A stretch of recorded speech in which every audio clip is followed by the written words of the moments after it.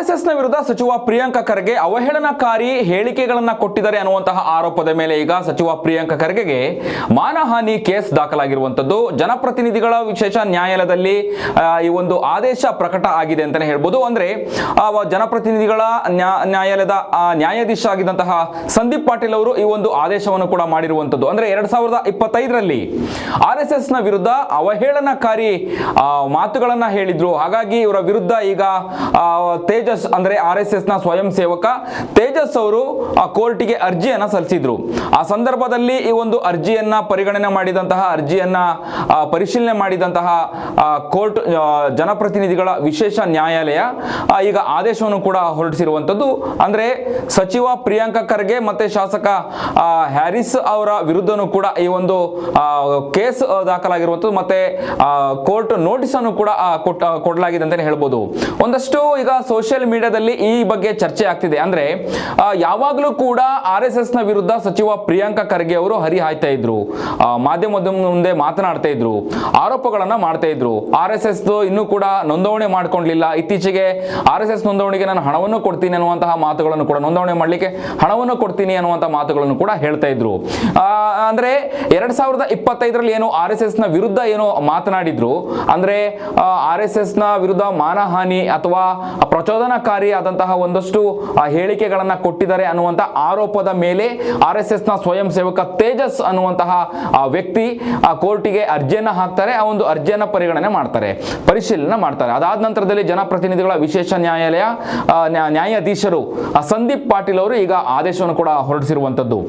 ಇದರಲ್ಲಿ ಈಗ ಈ ಒಂದು ಅರ್ಜಿಯನ್ನ ಏನು ಕೋರ್ಟಿಗೆ ಹಾಕಲಾಗಿದ್ದಂತ ವ್ಯಕ್ತಿ ಅಂದ್ರೆ ಆರ್ಎಸ್ಎಸ್ ನ ಸ್ವಯಂ ಸೇವಕ ತೇಜಸ್ ಅವರ ಬಗ್ಗೆ ಈಗ ಒಂದಷ್ಟು ಸೋಷಿಯಲ್ ಮೀಡಿಯಾದಲ್ಲಿ ಚರ್ಚೆ ಆಗ್ತಿದೆ.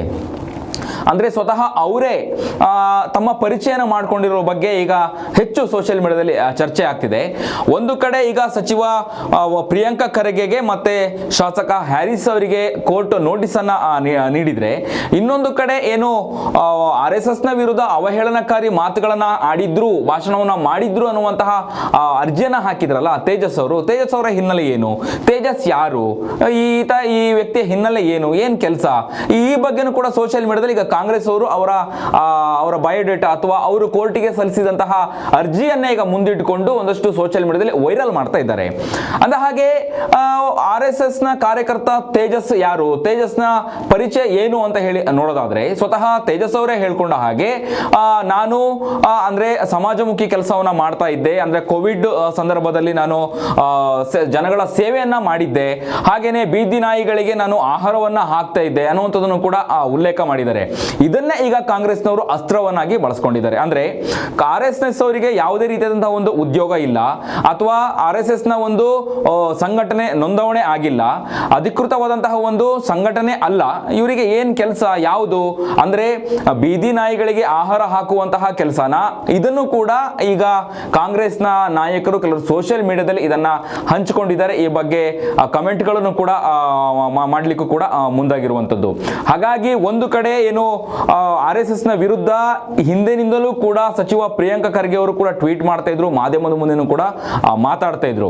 ಒಂದು ಕಡೆ ಸಚಿವ ಪ್ರಿಯಾಂಕ ಖರ್ಗೆಗೆ ಕೋರ್ಟ್ ನೋಟಿಸ್ ನೀಡಿದ್ರೆ, ಇನ್ನೊಂದು ಕಡೆ ಏನು ಅರ್ಜಿಯನ್ನ ಹಾಕಲಾಗಿದ್ದಂತಹ ವ್ಯಕ್ತಿ ಆರ್ಎಸ್ಎಸ್ ನ ಸ್ವಯಂ ಸೇವಕ ತೇಜಸ್ ಅವರ ವಿರುದ್ಧ ಈಗ ಸೋಷಿಯಲ್ ಮೀಡಿಯಾದಲ್ಲಿ ಪೋಸ್ಟ್ ಮಾಡ್ತಾ ಇದ್ದಾರೆ ಅಂತಾನೆ ಹೇಳ್ಬೋದು. ಇದು ಎಲ್ಲಿಗೆ ಹೋಗಿ ಮುಟ್ಟುತ್ತಾ ಗೊತ್ತಿಲ್ಲ. ಈಗಾಗಲೇ ಒಂದಷ್ಟು ವಿಚಾರಗಳು ಹರಿದಾಡ್ತಾ ಇದೆ. ಅಂದ್ರೆ ಸಚಿವ ಪ್ರಿಯಾಂಕ ಖರ್ಗೆ ಅರೆಸ್ಟ್ ಆಗ್ತಾರಾ, ಶಾಸಕ ಹ್ಯಾರಿಸ್ ಅವರು ಅರೆಸ್ಟ್ ಆಗ್ತಾರಾ, ಈಗಾಗಲೇ ಅಂದ್ರೆ ಆರ್ಎಸ್ಎಸ್ ನ ವಿರುದ್ಧ ಅವಹೇಳನಕಾರಿ ಮಾತನಾಡಿದ್ರು, ಭಾಷಣಗಳನ್ನ ಮಾಡಿದ್ರು, ಮಾಧ್ಯಮದ ಮುಂದೆ ಹೇಳಿದ್ರು ಅನ್ನುವಂತಹ ಒಂದಷ್ಟು ಆರೋಪದ ಮೇಲೆ ಈಗ ಜನಪ್ರತಿನಿಧಿಗಳ ವಿಶೇಷ ನ್ಯಾಯಾಲಯ ಈಗ ಆದೇಶವನ್ನು ಕೂಡ ಹೊರಡಿಸಿರುವಂತದ್ದು. ಇದು ಯಾವ ಹಂತಕ್ಕೆ ಹೋಗಿ ಮುಟ್ಟುತ್ತಾ ಗೊತ್ತಿಲ್ಲ.